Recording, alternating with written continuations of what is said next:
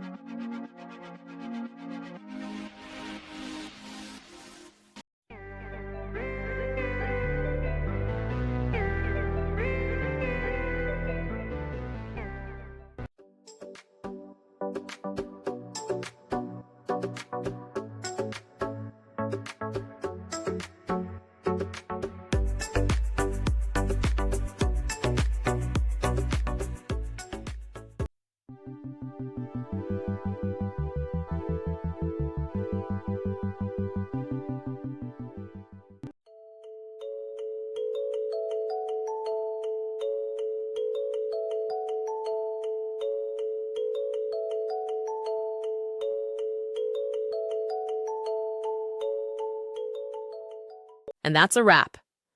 I hope you found the answer you were looking for.